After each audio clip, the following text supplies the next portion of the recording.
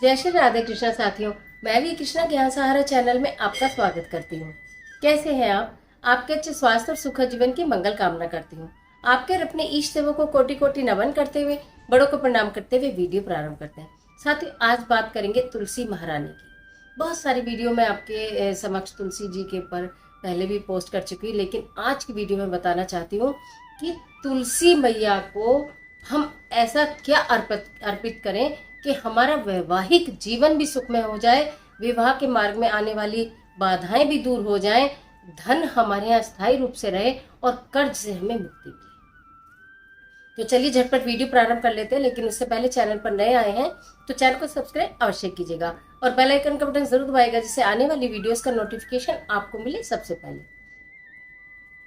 तुलसी महारानी जो हमारा तुलसी जी का पौधा है, शास्त्रों में, हिंदू शास्त्रों में सब जगह आपने ये वर्णन सुना होगा। प्रत्येक हिंदू इस बात को जानते भी हैं कि हिंदू जो तुलसी का पौधा है वो बहुत पूजनीय है, वंदनीय है तुलसी का पौधा। और जिनके घर में तुलसी का पौधा होता है, तुलसी माता विराजमान होती है, वह घर सुख समृद्धि से भरा रहता है। नेगेटिविटी उस घर में से मूलतः दूर हो ही जाती है। और बहुत सारे रीजन है वैसे, लेकिन तुलसी माता के लिए यही धारणा है। रविवार और एकादशी को छोड़कर हर दिन तुलसी जी की पूजा की जाती है। रविवार और एकादशी के लिए मान्यता ये भी है कि उस दिन माता तुलसी ठाकुर जी के लिए व्रत में रहती हैं और विश्राम करती हैं। उसके अलावा वो सारे समय फिर सभी के लिए उपलब्ध रहती हैं, सभी आप उनकी पूजा कर सकते हैं। रविवार और एकादशी को छोड़कर आप अब सबसे पहले मैं बताती हूँ कि तुलसी माता की किस प्रकार हम पूजा करें कि हमारा वैवाहिक जीवन सुखमय हो जाए और विवाह के मार्ग में आ रही बाधाएं दूर हो जाए। शुक्रवार के दिन आपको शुक्रवार देखिए, कहते हैं ना, जैसे मूवी में दिखाते हैं कि शादी हो गई और मूवी खत्म, उसके बाद की पिक्चर क्या है? बहुत सारी गड़बड़ होती है, रिलेशंस मजबूत नहीं होते हैं, अंडरस्टैंडिंग अच्छी नहीं बनती है, पति पत्नी में अनबन रहती है। ढेरों उपाय हम बताते हैं, ढेरों आप करते भी हैं, बहुत सारी चीज़ें आप जानते भी हैं, लेकिन कभी कभी वो चीज़ें ज़्यादा जल्दी काम करती हैं, कभी धीरे काम करती हैं और कभी शायद नहीं भी करती हैं। तो तुलसी जी सबके घर में है और इतना आसान उपाय है कि प्रत्येक स्त्री, प्रत्येक महिला, प्रत्येक लड़की इस कार्य को कर सकती है। तुलसी में प्रतिदिन जल देना प्रारंभ कीजिए जिन लड़कियों का विवाह नहीं हो पा रहा है। अब वैवाहिक जीवन में अगर परेशानी है तो शुक्रवार थोड़ा सा कच्चा दूध तुलसी मैया पर अर्पित करना शुरू कीजिए। मीठे का भोग लगाइए और वो मीठा, जिस मीठे का भोग लगाए, वो किसी सुहागन स्त्री को खिला दीजिए। अब इस बात को निरंतर करते रहिए, इसमें 2, 4, 5, 7 आपको कोई काउंट करने की जरूरत नहीं है। वैवाहिक जीवन तो सदा ही सुख में चाहिए ना, आप इसको करते ही रहिए। और वो लड़कियां जिनके विवाह के मार्ग में अनेकों बाधाएं आ रही हैं, शुक्रवार के दिन कच्चा दूध भी चढ़ाएंगी, मीठे का भोग भी लगाएंगी और एक कलावा तुलसी जी की एक टहनी पर अपनी मनोकामना कहते हुए, अपनी मन की बात कहते हुए बांध दीजिए। कलावा यानी मौली, यानी जो पूजा में यूज करते हैं लाल रंग का धागा।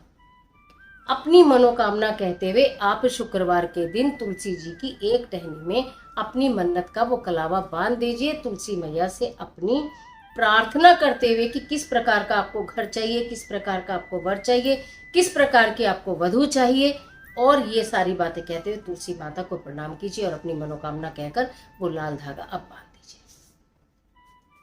ये एक शुक्रवार को करना है, विवाह वाला सिर्फ एक शुक्रवार को करना है। और वैवाहिक जीवन सुखमय बनाने के लिए हर शुक्रवार में कच्चा दूध और मीठे का भोग आपको लगाना प्रारंभ कर देना चाहिए। चाहे आप एक लड्डू ही लगाएं, चाहे तो आप घर में हलवा बना लें, चाहे तो आपकी जो भी चीज आप बना सकती हैं बनाइए सप्ताह में एक बार, और वो किसी सुहागन महिला को खिला दीजिए। यहाँ तक क्लियर। अब बात करते हैं कि अगर हमारे घर में धन का अभाव या कि हमारे ऊपर कर्जा है। जब धन का अभाव होता है तो कर्जा भी हो जाता है, क्योंकि कर्जे के वैसे तो बहुत सारे कारण है, क्योंकि हम कोई कार्य स्टार्ट करते हैं, वो हमारा कार्य चल नहीं पाता, वो हमारा पैसा डंप हो जाता है, या हमारा पैसा कोई लेकर भाग जाता है, कोई उधार ले लेता है, वो देता ही नहीं है। तो वहां भी फिर हमारी जो जमा पूंजी होती है वो खत्म होनी प्रारंभ हो जाती है। जो मांगने वाला होता है, जिसे हमसे लेना होता है, वो तो हमारे घर बार बार आ जाता है, लेकिन जिसे देना होता है वो हमारे घर कभी लौट कर नहीं आता। ये जीवन की सच्चाई है।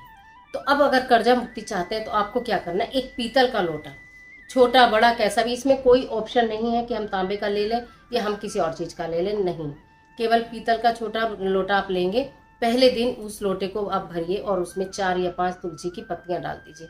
24 घंटे आप उस जल को रखा रहने दीजिए। तुलसी की पत्ती डला हुआ पीतल के लोटे का जल आप अपने घर के मंदिर में आराम से ढक कर रख दीजिए।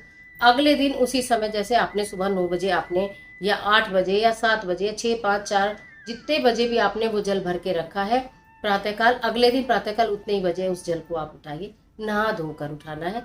उसके बाद घर के मुख्य दरवाजे पर छिड़किए, पूरे घर में छिड़किए और अपने ऊपर छिड़किए, धन क्षेत्र में छिड़किए।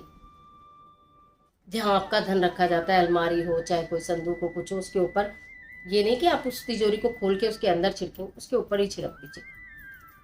आप ये करके देखिए, धन रुकेगा भी, कर्जा चुकेगा भी।